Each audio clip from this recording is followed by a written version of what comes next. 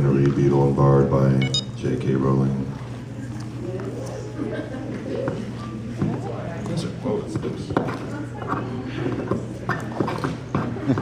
Turn like that, Aaron.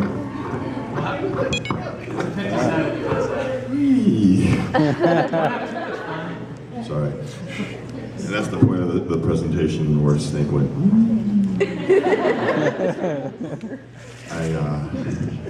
I can sit at the desk or I can stand out here in front. If I stand out here in front, I'm going to move around a little bit. Do you guys have a preference? Stand. You'd rather see all of me than just like the sort of Yes. Beethoven bust from the neck up. Unless you can get a nice chair. That's just wrong. Yeah. We're on the stage. We only have a limited amount of time, so I may not be able to read all of the tales of Beedle and the Bard. I've done this at a few different places, and my favorite one to read is the one that when I'm done, everybody does this.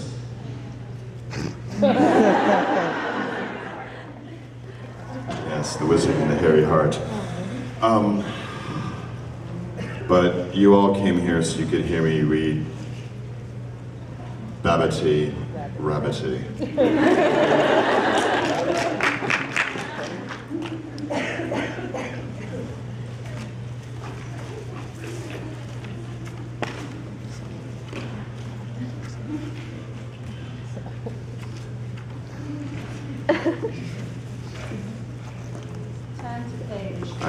I found it on page 394.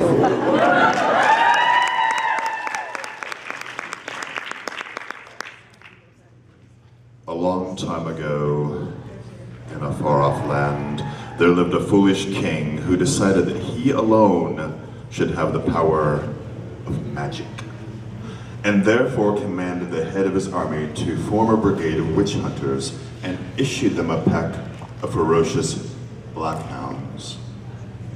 At the same time, the king caused proclamations to be read in every village and town across the land. Wanted by the king, an instructor of magic. This is the difficulties of holding a wand and a book. No true witch dared volunteer for the post, for they were all in hiding from the brigade of witch hunters.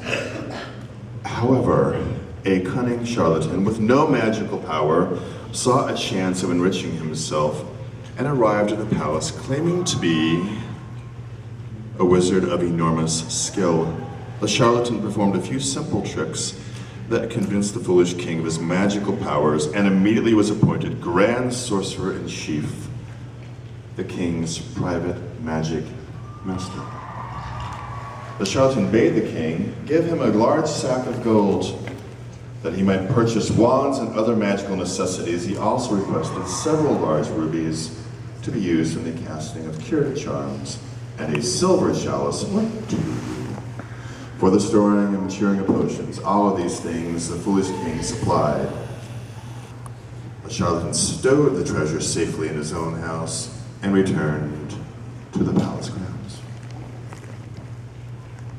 He did not know that he was being watched by an old woman who lived in a hovel on the edge of the grounds. Her name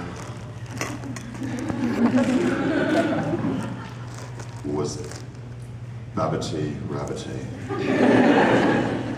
She was the washerwoman who kept the palace linen soft, fragrant, and white. That's the scariest part of the story. Peeping from behind her drying sheets, Babbity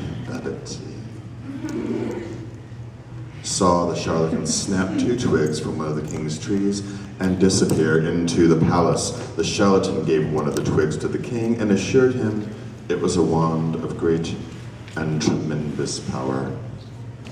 It will only work, however, when you are worthy of it.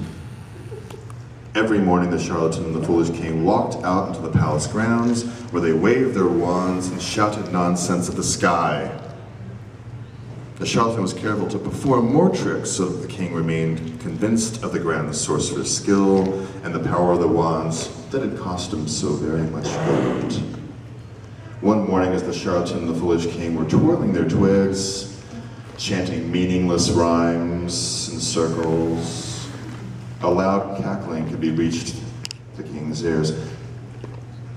Babati, the washerwoman, was watching the king and the charlatan from the window of her tiny cottage and was laughing so hard that she soon sank out of sight, too weak to stand. I must look most undignified to make the old washerwoman laugh, said the king. He ceased his hopping and twig twirling and frowned. I grow weary of practice. When will I be ready to perform real spells in front of my subject sorcerer? The charlatan tried to soothe his people, assuring them that he soon would be capable of great feats of magic. Tomorrow, said the king, I will invite our court to watch the king perform magic.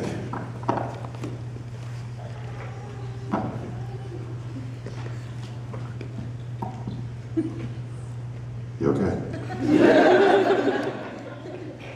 This is the part where the Star Trek fans get really confused. The charlatan saw that the time had come to take his treasure and flee. Alas, your majesty, it is impossible. I had forgotten to tell you that I must set out on a really long journey. If you leave this place without my permission, sorcerer, my brigade of witch hunters will hunt you down with their hounds. Tomorrow morning you will assist me to perform magic for the benefit of my lords and ladies, and if anybody laughs at me, I shall have you beheaded. The king stormed back to the palace, leaving the charlatan alone and afraid. Not all his cunning could save him now, for he could not run away, nor could he help the king with the magic that neither of them knew. Seeking to vent his fear and anger, the charlatan approached the window of Babati, the washerwoman. Peering inside, he saw the little old lady sitting at her table, polishing a wand. In the corner behind her, the king's sheets were washing themselves in a wooden tub. The charlatan understood at once that Babati was a true witch, and that she who had caused this awful problem could also solve it. Crone, roared the charlatan, your cackling has cost me, and if you fail to help me, I will denounce you as a witch. And if you fail to help me, you'll be ripped apart by the king's hounds. And then he turned the page. We're getting to the best part of the story, where people die. Old Babati smiled at the charlatan, assured him that she would do everything in her power to help. Could possibly go wrong. The charlatan instructed her to conceal herself inside a bush, and when the king gave his magical display, Babati agreed to the plan, but asked one question. What, sir, if the king attempts a spell that Babati cannot perform? Your magic is more than equal to that fool's imagination, he assured her, and with that he retired to the castle. The following morning, all of the lords and ladies of the kingdom assembled at the palace grounds. The king climbed onto the stage. Envision this. Climbed onto the stage, with charlatan by his side. Yes, that way, thank you. From inside the bush nearby, Babati pointed her wand at the hat and caused it to vanish. Great was the astonishment of the crowd, and admiration and applause for the jubilant king. Next, I shall make a horse fly, cried the king, pointing his twig at his own steed. From inside the bush, Babati pointed her wand at the horse, and it rose high in the air. If you can see this, this is the horse. Intense animation provided by J.K. Rowling. The crowd was still more thrilled and amazed, and then the king looked around for an idea, and the captain of the witch brigade came forth. Your Majesty, said the captain, this very morning Saber died eating a poisonous toadstool. Bring him back to life. And the captain heaved onto the stage the lifeless body of the largest of the witch hunting hounds.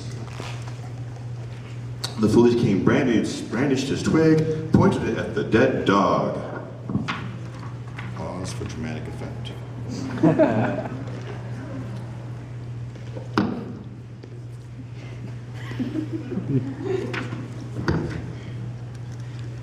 Sorry, the pieces are really tenacious.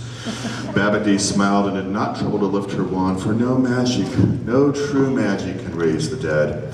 When the dog did not stir, the crowd began to whisper and then to laugh. They suspected that the king's first 2 feats had been mere tricks. "Why doesn't it work?" screamed the king.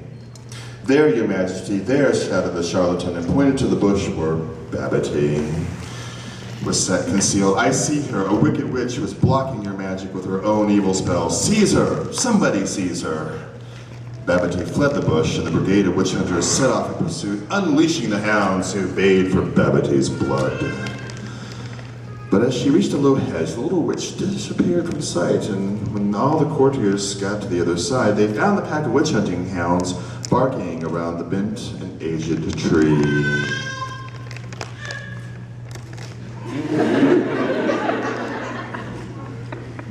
Thank you. "She has turned herself into a tree," screamed the charlatan, and dreading lest Babbity turned back into a woman, denounced him, and he added, "Cut her down, cut her down. That is the only way to treat evil witches." An axe was brought at once, and the old tree was felled to loud cheers of the courtiers and the charlatan. However, I feel the same way.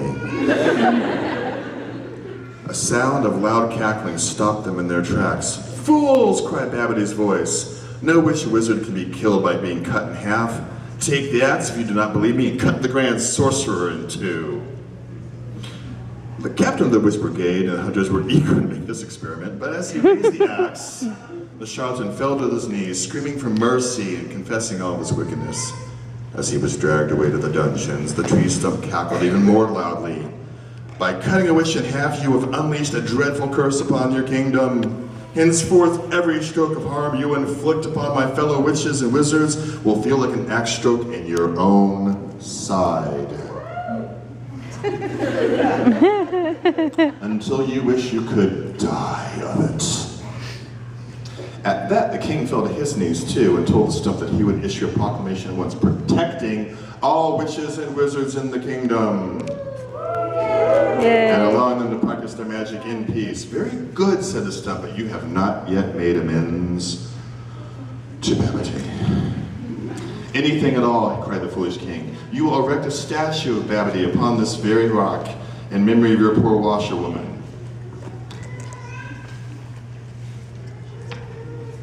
Silence filled him like this. "To remind you forever of your own foolishness," the king agreed to it at once and promised to engage the foremost sculptor in the land and have a statue made of pure gold. Then the shamed king and all the noblemen and women returned to the palace, leaving the tree stump cackling behind them. Thank you. Just like that. When the grounds were deserted once more, there wriggled from a hole between the roots of the tree stump a stout and whiskery old rabbit with a wand clamped between her teeth. Babbity hopped out of the grounds, and far away, and ever after to this day, a gold statue of the washerwoman stands upon the tree stump, and no witch or wizard has ever been prosecuted in the kingdom again.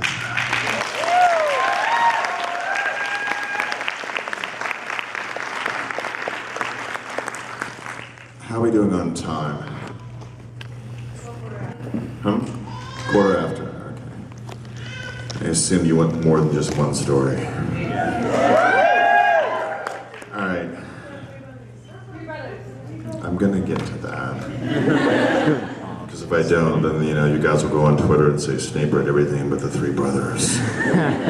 Snape fail. Can't have that. What I need at this point is a volunteer from the audience. All right, usually someone not entirely old, someone's fairly youthful.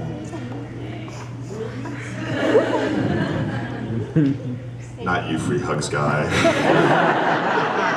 You guys want to see something funny though? Yes.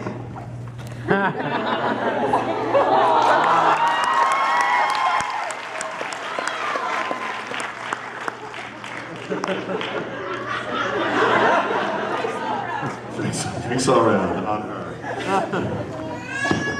All right. Oh, you Star Trek girl, come here.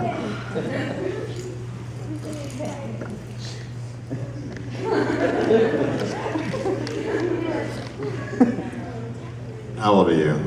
13. 13. Are you old enough to do manual labor? Great. Can you come up on stage and grab one of these chairs and bring it down here?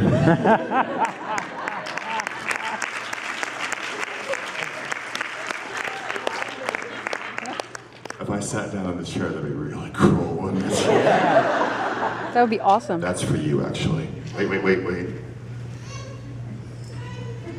One more time. Okay, can you hold the microphone? Yeah. Tell everybody your name. Hi, I'm Beth. Hi, Beth.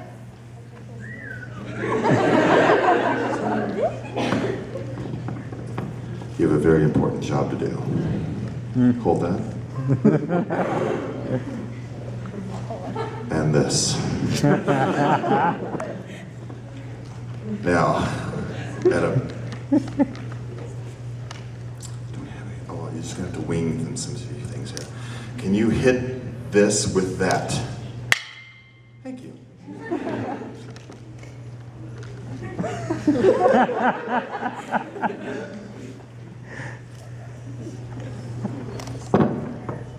Do you have any idea what you're about to do? No. Great! This is the part where we see if you're a quick learner or not. All right? Beth, right? Yeah. All right.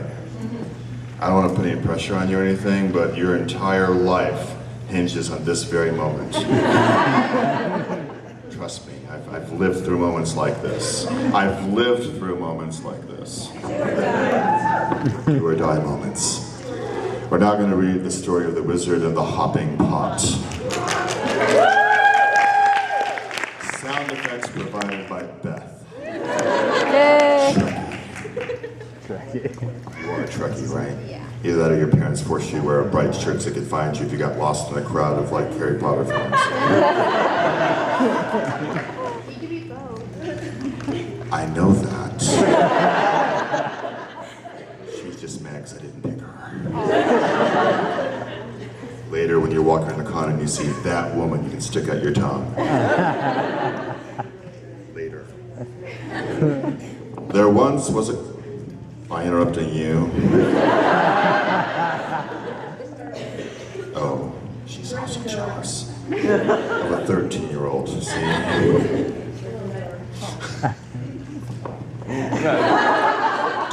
Don't make me laugh, because then I have to kill the entire room. There once was a kindly old wizard who used his magic generously and wisely for the benefit of his neighbors and small children. Rather than reveal the true source of his power, he pretended that his potions, charms, and antidotes spring from a ready-made little cauldron he called his lucky cooking pot. For miles around, people came to him with their troubles, and the wizard was pleased to give his pot a little stir and put things right. The well-beloved wizard lived to a goodly age, then died. The end.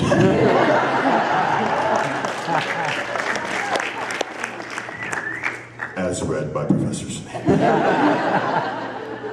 J.K. Rowling wrote more. Leaving all of his goods to his only son. This son was very different from his gentle father, and those who could not work magic were, in this son's mind, worthless, and he often had quarreled with his father's habit of dispensing magical aid to his neighbors. We'll get to you. Upon the father's death, the son found hidden inside an old cooking pot with a small package bearing his name. He opened it, hoping for gold, but instead found a soft, thick slipper, much too small to wear, and with no pair. A fragment of parchment within the slipper bore these words, "In the fond hope, my son, that you will never need it." The son cursed his father's age-softened mind and threw the slipper into the cauldron, resolving to use it henceforth as a rubbish pail. That very night, a peasant woman knocked on the front door. Now, if I had something for you to knock on other than the pot, I would give you something, but I don't. Podium. The stage behind us. I could. You know what? I'm gonna make you move. Okay. Thanks for moving the chair, though. You go stand behind the. She's gonna take the chair back. Yeah. Whose kid is this? Well done. Well, stand up, Beth's mother. Stand up. She likes Star Trek, Harry Potter, and she puts things back. You're now the envy of every parent and all other kids. Can you stand behind the podium? You can't be seen now, can you? Actually, do this. I'm gonna have you stand here, Beth. Usually there's not this much setup required. Can you do that? Oh, you're talented. This is how it works, sound effect. You're the sound effect girl, in case you haven't worked this out yet. This is your hopping pot. This is my front door. Brilliant. Are you ready? Yes. Thank you, Beth. Yay! That very night, a peasant woman knocked on the front door.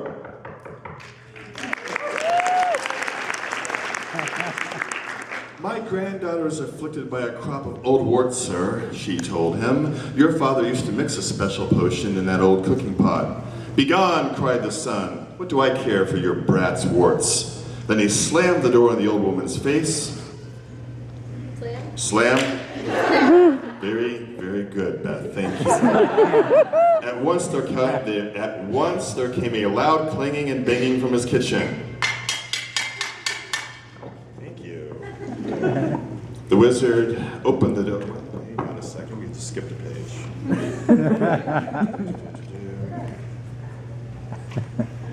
The wizard lit his wand and opened the door. There, to his amazement, he saw his father's old cooking pot. It had sprouted a single foot of brass and was hopping on a spot in the middle of the floor, making a fearful noise. The wizard approached it in wonder, but he fell back hurriedly. He saw that the whole pot's surface was covered in warts. Disgusting object, he cried, and he tried first to vanish the pot, and then to clean it by magic, and finally to force it out of the house. But none of his spells worked. He was unable to prevent the hopping pot from hopping after him out of the kitchen, following him up the stairs to bed, clanging and banging very loudly. The wizard could not sleep all night for the banging of the warty old pot by his bedside. The next morning, the pot insisted upon hopping up to him after the breakfast table. Clang, clang, clang went the brass-footed pot. And the wizard had not even started his porridge when there came another knock at the door. Snape. Snape.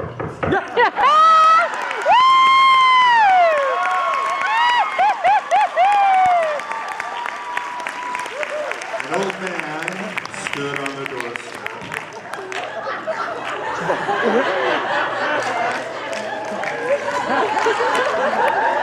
Silence! An old man stood on the doorstep. And without her, I cannot take my wares to market. My family will go hungry and die. The end. I'm hungry now, the wizard. And he slammed the door. Clang, clang, clang went the cooking pot. Eventually. But now its clamor was mixed with brays of a donkey and human groans of hunger echoing from the depths of the pot. Be still, be silent, shrieked the wizard, but not all his magical powers could quiet the warty pot, which hopped at his heels all day, braying and groaning and clinging, no matter where he went or what he did. That evening there came a third knock at the door. And there at the threshold stood a young woman sobbing, as though her heart would break. Obviously. My baby is grievously ill, she said. Won't you please help us? Your father told me that if I was ever troubled, but the wizard slammed the door on her. Finally, a door slam. And now the tormenting pot, filled to the brim with salt water, slopped tears all over the floor as it hopped and brayed and groaned and sprouted more warts. Though no more villagers came to seek to help the wizard, The pot kept him informed of every one of their ills. Within a few days, it was not only braying and groaning and slopping and hopping and sprouting warts, it also was choking and retching, crying like a baby, whining like a dog, spewing out bad cheese and sour milk and a plague of hungry slugs.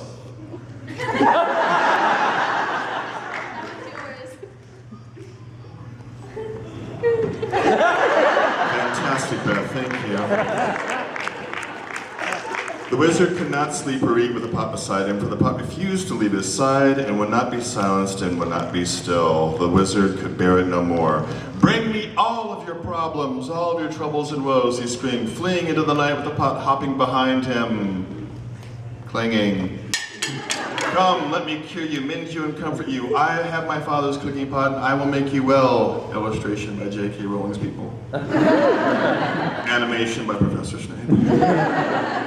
And the foul pot still bound along behind him. He ran up the streets casting spells in every direction. Inside one house, little girl's words vanished as she slept. The lost donkey, summoned from a distant briar patch, sat down beside her in the stable. The sick baby was doused into dittany and woke well and rosy. In every house of sickness and sorrow, the wizard did his best, and gradually the cooking pot beside him stopped groaning and retching and became quiet, shiny, and clean. "Well, pot?" asked the wizard, and as the sun began to rise, the pot burped out a single slipper. It's worth a shot, Beth's mom. Permitted him to put the slipper onto it, and together they set off back to the wizard's house, the pot's footsteps muffled at last. And from that day forward, the wizard helped the villagers, like his father before him, lest the pot cast off its slipper and began to hop once more. The end.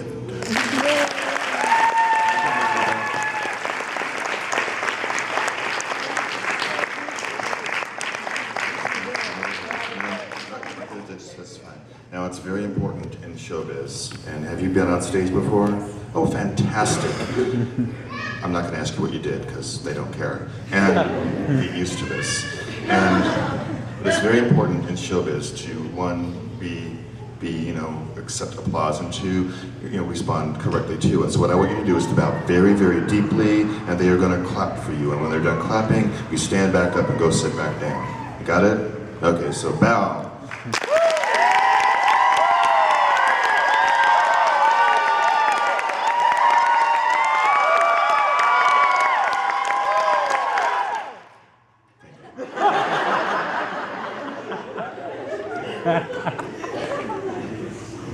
I love children.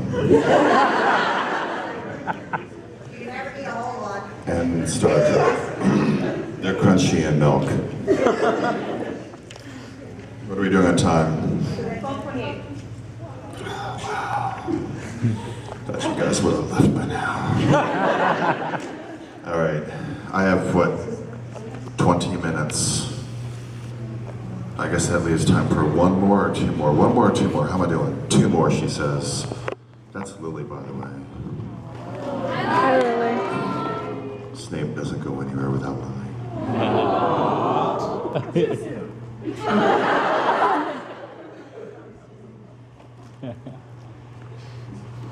I'm going to read my favorite one and then your favorite one. There once was a handsome, rich, and talented young warlock.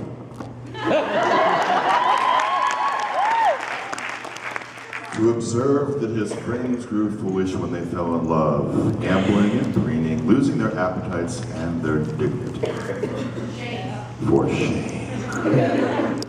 The young warlock resolved never to fall prey to such weakness and employ the dark arts to ensure his immunity. Unaware of his secret, the warlock's family laughed to see him so aloof and cold. All will change, they prophesied, when a maid catches his fancy, but the young warlock's fancy remained untouched. Though many a maiden was intrigued by his haughty mien and employed their more than subtle arts to please him, none succeeded.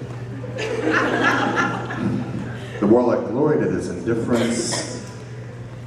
The first freshness of youth waned, and the warlock's peers began to wed, and then to bring forth children.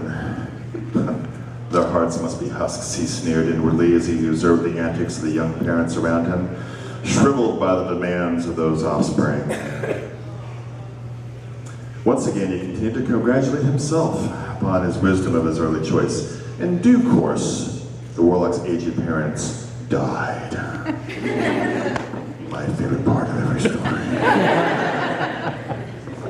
Their son did not mourn them. On the contrary, he considered himself blessed. Now he reigned alone in the castle, having transferred the greatest treasure of his to the deepest dungeon. He gave himself over to a life of ease and plenty. His comfort, the only aim of his many, many servants. The warlock was sure that he must be the object of immense envy to all who beheld him. Fierce was his anger, therefore, when he overheard two of his lackeys discussing him one day. The first servant expressed pity. For all of his wealth and power, he was loved by no one. But his companion jeered, asking why a man with so much gold in a palatial castle could be unable to attract a wife. Their words dealt dreadful blows to the listening warlock's pride. He resolved at once to take a wife, and she should be a wife superior to all others. She would possess outstanding beauty, enticing envy and desire in every man. Their offspring would inherit outstanding magical gifts, and she would have wealth at least equal to his, so that his comfortable existence would be assured in spite of the additions to his household. It might have taken a warlock 50 years to find such a woman, yet it so happened that the very next day he decided to seek her. A maiden answering his every wish arrived in the neighborhood to visit her kin. She was a witch of prodigious skill and possessed much gold. Her beauty was such that it tugged at the heart of every man who set eyes upon her. Every man, that is, except one. But nevertheless, she was a prize, and so he began to pay her court. All noticed the warlock's change in manners and were amazed. They told the maiden, she has succeeded where hundreds of women have failed. The young woman herself was both fascinated and repelled by the warlock's attention. She sensed the coldness that lay behind the warmth of his flattery, and had never met a man who was so strange and remote. Her kinsfolk, however, deemed that hers was the most suitable match, and eager to promote it, accepted the warlock's invitation to a great feast in her honor. The table was laden with silver and gold, bearing the finest wines and the best food. Minstrels strummed on silk-string lutes and sang of their love, a love the master had never felt. The maiden sat upon a throne beside him, and he spoke in low words of tenderness, and he had stolen from poets without any idea of their true meaning. The maiden listened, puzzled, and finally said, "You speak well, and I would be delighted by your attentions if only I thought you had a heart." The warlock smiled. "You have not to fear. Follow me," and he led her away from the feast and down to the dungeons where he kept locked away his greatest treasure. There, in an enchanted crystal casket, lay the warlock's beating heart.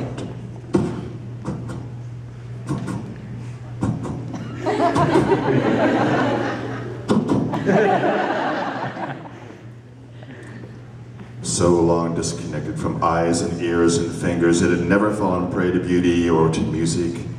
It had never felt silken skin. The maid was terrified by the sight of it, for it was shrunken and shriveled and covered in long black hair. "Oh, what have you done?" she cried. "Put it back where it belongs." Seeing that this was necessary to please her, putting his heart inside of his body. Demanding woman. The warlock drew out his wand, unlocked the crystal casket, sliced open his own chest, and placed the hairy heart inside the empty cavity where it had once occupied. "Now you are healed, and you will know true love," cried the maiden. The soft touch of her white arms, the sound of her breath in his ear, the scent of her perfume, all pierced the newly awakened heart like spears.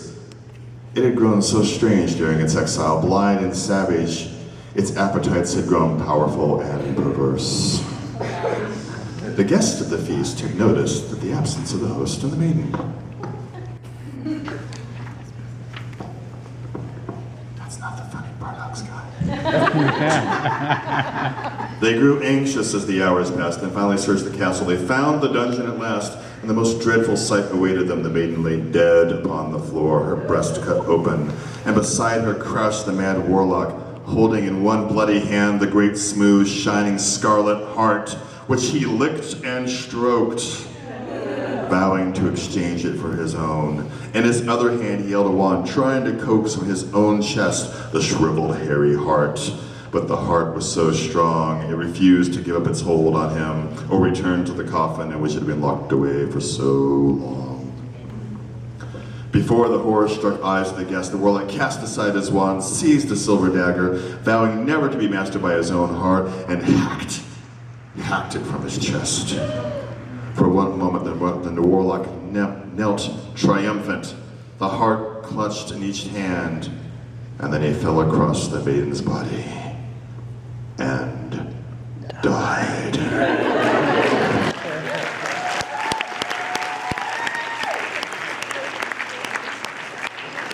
I'm going to quickly read the last story. The Tale of the Three Brothers. There once were three brothers who were traveling along a lonely winding road at twilight. Sparkle, sparkle, sparkle. Oh. Checking to see if Ron was in the room. It's twilight. However, these brothers were in time the brothers reached a river too deep to wade through and too dangerous to swim across.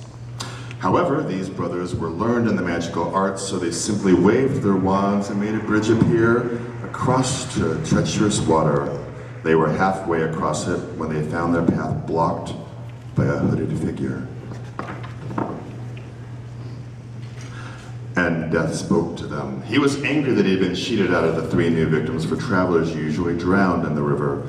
But Death was cunning. He pretended to congratulate the three brothers upon their magic, and said that each one had earned a prize for having been so clever as to evade him. So the oldest brother, who was a combative man, asked for a wand more powerful than any in existence, a wand that must always win duels for its owner, a wand worthy of a wizard who would conquer death. So Death crossed to an elder tree on the banks of the river, fashioned a wand from a branch that hung there, and gave it to the oldest brother. The second brother, who was an arrogant man, decided he would humiliate Death even further, and asked for the power to recall others from death. Death plucked up a stone from the riverbank and gave it to the second brother, told him that the stone would have the power to bring back the dead. Then Death asked the third and youngest brother what he would like. The youngest brother was humble and wise, and he did not trust Death. So he asked for something that would enable him to go forth from that place without being followed by Death. And Death, most unwillingly, handed over his own cloak of invisibility. Then Death stood aside and allowed the three brothers to continue.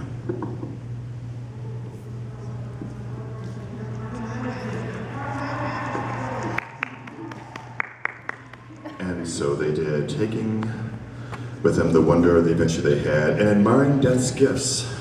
In due course, the brothers separated, each towards his own destination. The first brother traveled on for a week or more, reaching a distant village, sought out a fellow wizard with whom he had a quarrel.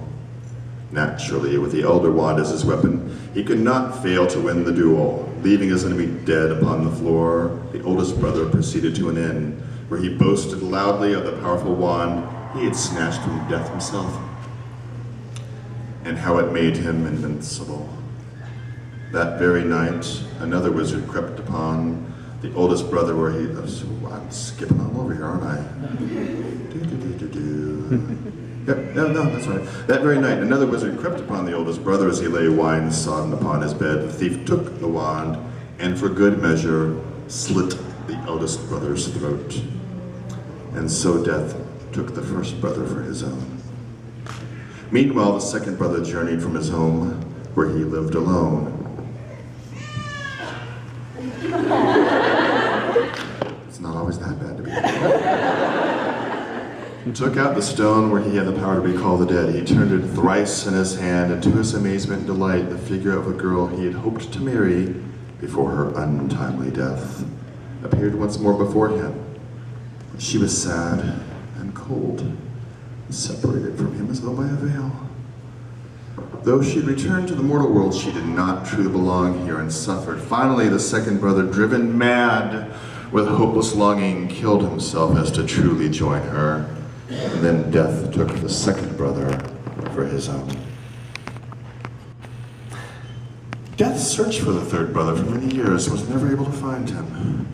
It was only after he had attained a great age that the youngest brother finally took off the cloak of invisibility and gave it to his son. And then he greeted death as an old friend, and he went with him gladly, and as equals, they departed this life. I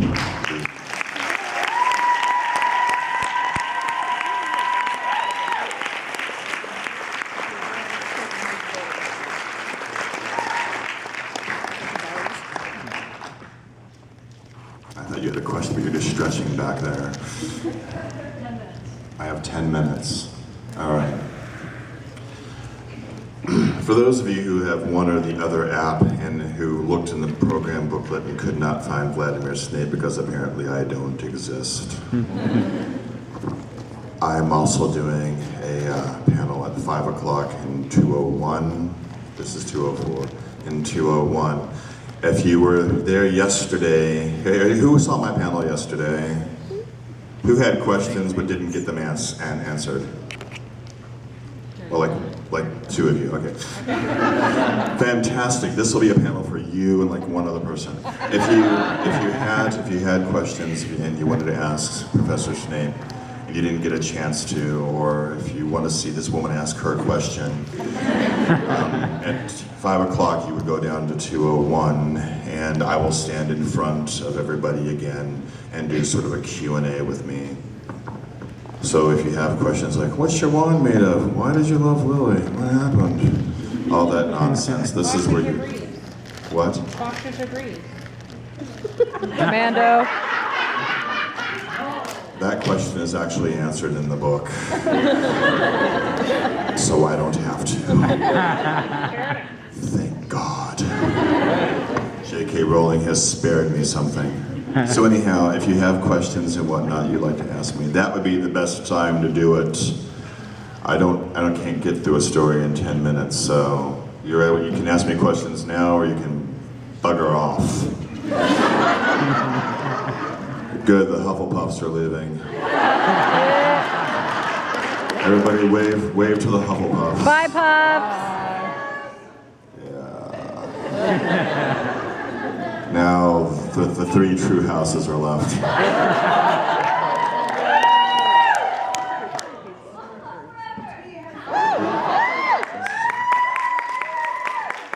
Sorry, we actually have a question, so. How do you follow me? Oh, that's a fantastic question. How do you actually follow Vladimir Snape? Very good question, sir. I'm Vladimir Snape. I'm on Facebook as Vladimir Snape. If you can't, I'm on Twitter, I'm on YouTube. Is anybody in here a Harry Potter fan? Is anybody in here a Firefly fan? I'm sure I'm scared to ask this, but has anybody here ever heard of Doctor Who? If you're a fan of these 3 things, if you look up for the channel on YouTube for Vladimir Snape, you will find a video combining all 3 fandoms. Yeah! Yes, baby, yes, that's what it's called. I'm not blowing kisses back, I'm just not doing it. You have a question. Yeah, will you sing the Hero of Hogwarts to us? Wow. You know, I've been doing that song for a while, and no, I'm not going to. However, I will make you a promise. Someone can video this, and I will own up to it. I will make you a promise. Who here plans to go to LeakyCon in 2014? Maybe. All right. You're not going to go, are you? Huh? Money. Okay, who here wants to lend this girl money to go to Leaky Con? A lot less enthusiasm. Saving money. One trip, two things. Okay, who here has been to Leaky Con in Orlando? Yeah. All right. Did you go to the Harry Potter park after dark? Right. Yes. If you haven't done this, you have to, because they make a deal with the good people of Orlando that around 8 o'clock they kick out all of the Muggles. And the only people in the Wizarding World of Harry Potter are con-goers. And additionally, they strike a deal with the good people of Disney that you can go in costume. Which Universal. Well, it's whatever. It's Disney World. Screw it. Okay? Don't correct me again in public. I have killed a man. I will take your name. It's what I like to refer to as self-promotion. I get to be headmaster. Yeah. I got this worked out. Next time you'll put me in the Defense of the Dark Arts, you gray old man. We all know that I love Dumbledore. I just give him grief because I love him, and you know. But anyhow, if you go to LeakyCon in 2014, those of you who can, I promise that I will, 1, bring the guitar, and 2, I will actually perform the Hero of Hogwarts. If you're a Firefly Serenity fan, there's an episode called Janestown where they sing the Hero of Canton. Okay. We rewrote it as the Hero of Hogwarts, and it's now Snape, a man we call Snape. It's on the video. Look up Vladimir Snape on YouTube, and you'll find at least 3 or 4 things for it. One of which being really, really awesome. You have time now. Off the hook. I'm not going to sing it now. But if you want to get a group of people together, I will give you the lyrics, and you can sing it at 5 o'clock. I would like lyrics, but I can't sing. All right. You have a question. Something you can talk about. Yes.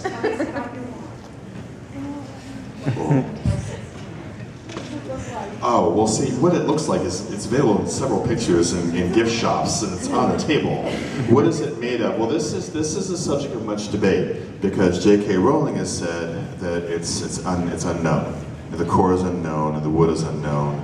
There are some wand crafters out there who have their opinions as to what the wood is and what the core is, and in fact, one wand crafter who's here thinks that Snape has 2 wands. Him and I are at odds on this one. No. No, What? Snape just has, and I just have, it's like kill the illusion for the kids. The one true wand to rule them all. Sorry, wrong fandom. It is my personal opinion that the wand is, where's Carol? I say Ebony usually, don't I? Yes, thank you. Carol Oster is also a wand crafter. And she has provided me, in addition to my actual Snape wand, she's provided me with five additional wands, so I can kill anybody. It is my personal belief that Snape's wand is made out of ebony, and the core, though I know some people disagree with me on this one, I think the core is ancestral hair. So there's my answer. You may applaud now. All right, I think we're good in here. I'm going to go out front and stand in that little sort of semicircle. If anybody still wants photos with me, that's where I'm going to go. 5 o'clock and 2:01 if you want to ask me questions or hear me talk again. I'm funnier at 5.